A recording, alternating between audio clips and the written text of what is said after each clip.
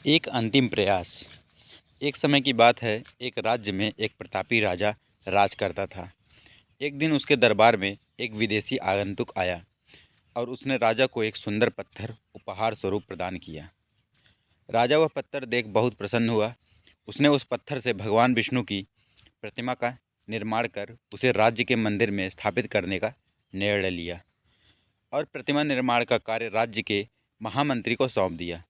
महामंत्री गांव के सर्वश्रेष्ठ मूर्तिकार के पास गया और उसे वह पत्थर देते हुए बोला, महाराज, मंदिर में भगवान विष्णु की प्रतिमा स्थापित करना चाहते हैं।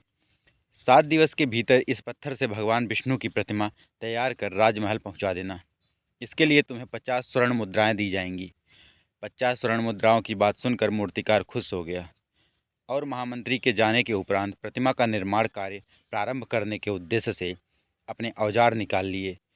अपने औजारों में से उसने एक हथौड़ा लिया और पत्थर तोड़ने के लिए उस पर हथौड़े से वार करने लगा, किंतु पत्थर जस का तस रहा। मूर्तिकार ने हथौड़े के कई वार पत्थर पर किए, किंतु पत्थर नहीं टूटा। 50 बार प्रयास करने के उपरांत मूर्तिकार ने अंतिम बार प्रयास करने के उद्देश्य से हथौड़ा उठाया, किंतु यह सोचकर हथौड़े पर प्रहार करने के पूर्व ही उसने हाथ खींच लिया कि जब 50 बार वार करने से पत्थर नहीं टूटा तो अब क्या टूटेगा। वह पत्थर लेकर वापस महामंत्री के पास गया और उसे यह कहकर वापस कराया कि इस पत्थर को तोड़ना नामुमकिन है, इसलिए इससे भगवान विष्णु की प्रतिमा नहीं बन सकती। महामंत्री को राजा का आदेश हर स्थिति में पूर्ण करना था, इसलिए उसने भगवान विष्णु की प्रतिमा निर्मित करने का कार्य गांव के एक साधारण से मूर्तिकार को सौंप दिया। पत्थर लेकर मूर्तिकार ने महामंत्री के सामने ही उस पर हथौड़े से प्रहार किया और वह पत्थर एक बार में ही टूट गया। पत्थर टूटने के बाद मूर्तिकार प्रतिमा बनाने में जुट गया।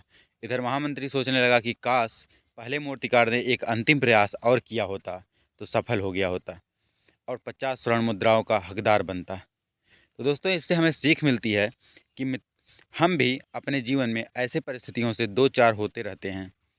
कई बार किसी कार्य को करने के पूर्व या किसी समस्या के सामने आने पर उसका निराकरण करने के पूर्व ही हमारा आत्मविश्वास डगमगा जाता है और हम प्रयास किए बिना ही हार मान लेते हैं।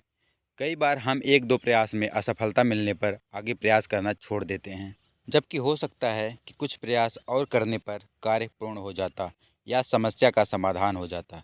यदि जीवन में सफलता प्राप्त करनी है तो बार बार असफल होने पर भी तब तक प्रयास करना नहीं छोड़ना चाहिए जब तक सफलता नहीं मिल जाती। क्या पता जिस प्रयास को करने के पूर्व हम हाथ खींच ले वही हमारा अंतिम प्रयास हो और उसमें हमें कामयाबी प्राप्त हो जाए। तो दोस्तों, यह कहानी आप लोगों को कैसी लगी हमें कमेंट करके ज़रूर बताएं और भी ऐसे रोचक कहानियों के लिए हमारे चैनल को ज़रूर सब्सक्राइब कर लें। धन्यवाद।